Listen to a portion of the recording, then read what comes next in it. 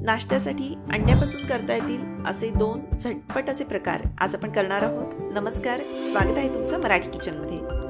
तर एग टोस्टचे हे जे दोन्ही प्रकार आहेत ते करायला अगदी सोपे आहेत आणि महत्त्वाचं म्हणजे लहानांपासून मोठ्यांपर्यंत सगळ्यांना खायला आवडतील असे आहेत, इतके ते चविष्ट लागतात। पहिला प्रकार आपण करतोय तर तो म्हणजे मसाला फ्रेंच टोस्ट। त्याकरता एका बाउलमध्ये एक कांदा अगदी बारीक असा चिरून घेतला आहे। त्यानंतर याच्यावर थोडीशी बारीक चिरलेली कोथिंबीर घातली, हिरव्या मिरचीचे बारीक असे तुकडे याच्यामध्ये घातले, चवीनुसार मीठ घातलं। जर तुम्हाला हवं असेल तर याच्यामध्ये लाल तिखट किंवा काळा मसाला सुद्धा घालू शकता। गरजेनुसार 3 ते 4 अंडी फोडून याच्यामध्ये घातली। त्यानंतर हे असं 5 मिनिटं छान एकसारखं फेटून घ्या। हवं असेल तर याच्यामध्ये चिली फ्लेक्स सुद्धा घालता येतील। छान असं फेटून घेतलं की ऑमलेट जे ते छान फ्लफी लुसलुशीत असं होतं। आता या ठिकाणी ब्रेडचे याप्रमाणे त्रिकोणी काप करून घेतले। पॅन गरम केला आहे आणि मग गरम झालेल्या पॅनवर थोडंसं बटर घातलं। आता ब्रेडचा जो त्रिकोणी केलेला तुकडा आहे तो या अंड्याच्या मिश्रणात असा एकसारखा घोळवून घ्यायचा। पटकन हे घोळवून घ्या, नाहीतर ब्रेड जो आहे तो लगेच ओला होतो, मऊ पडतो। गरम झालेल्या बटरवर हे सोडायचं। आता कांदा जो आहे तो मिश्रणाला चिकटून येत नाही, तर त्याच्यामुळे वरून हे असं चमच्यानं थोडासा कांदा घालायचा। खालची बाजू छान भाजली गेली की मग याची बाजू पलटली। दुसऱ्या बाजूने सुद्धा थोडंसं दाबत टोस्ट जो आहे तो असा शेकून घ्यायचा। हे बघा, दोन्ही बाजूंनी हे असं छान भाजलं गेलं आहे। याप्रमाणे आपला मसाला फ्रेंच टोस्ट जो आहे तो तयार झाला। आता यातच थोडंसं व्हेरिएशन पण आपण करू शकतो। पॅनमध्ये बटर सोडलं आणि त्याच्यावर हा जो ब्रेडचा तुकडा आहे तो असा सोडल्यानंतर दोन्ही बाजूंनी पलटून असा व्यवस्थित शेकून घ्या। मध्यम आचेवर भाजायचं, म्हणजे मग ब्रेडही छान कुरकुरीत भाजला जातो आणि ऑमलेटही व्यवस्थित शेकलं जातं। हे बघा, दोन्ही बाजूंनी असं व्यवस्थित भाजलं की तव्यातून काढण्यापूर्वी जे आहे ते ब्रेडवर थोडंसं किसलेलं चीज घालायचं। चीज घातल्यामुळं चवीला हे अजून छान लागतात।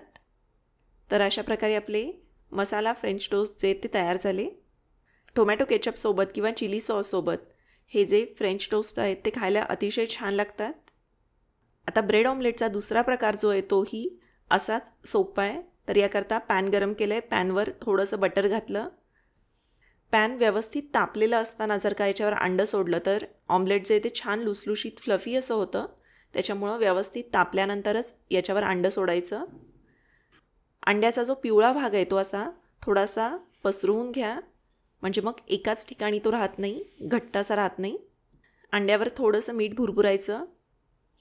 आता हे जेव्हा थोडंसं ओलसर असतं, अंडं अर्धवट भाजलेलं असतं, तेव्हाच याच्यावर ब्रेडची स्लाईस ठेवायची। दाबून असं ऑमलेट छान तयार होऊ देत। मग ब्रेडवर थोडंसं बटर सोडलं आणि मग याची बाजू पलटायची। आता खालून हा जो ब्रेड आहे तो छान खरपूस ब्राऊन रंगाचा होईपर्यंत मंद आचेवर शेकून घ्यायचा, जेणेकरून मधलं ऑमलेटही व्यवस्थित वाफलं जाईल। हे बघा, दुसरी बाजू अशी छान खरपूस भाजून घेतली आहे। आता यातच थोडासा बदल म्हणजे ब्रेडची स्लाईस ठेवण्यापूर्वी ऑमलेटवर जे ते थोडंसं किसलेलं चीज घालू शकता। याच्यासोबत जर का चीज असेल तर अर्थातच ब्रेड ऑमलेट जे ते आणखी चविष्ट असं लागतं। हे बघा, दोन्ही बाजूंनी छान असं खरपूस भाजून हे प्लेटमध्ये काढलं। आता याचे चाकून छोट्या चौकोनी आकाराचे काप करायचे। एका घासात खाता येतील एवढे हे काप करून घेतले। त्यानंतर याच्यावर थोडासा टोमॅटो केचप किंवा चिली सॉस तुमच्या आवडीनुसार घालू शकता। आता याच्यावर थोडासा काळा मसाला किंवा कोणताही घरगुती मसाला जो असतो तो भुरभुरायचा। बाकी आपण याच्यामध्ये कुठलंही तिखट असं वापरलेलं नाही आहे, त्याच्यामुळे तुमच्या आवडीनुसार याला झणझणीत करता येईल।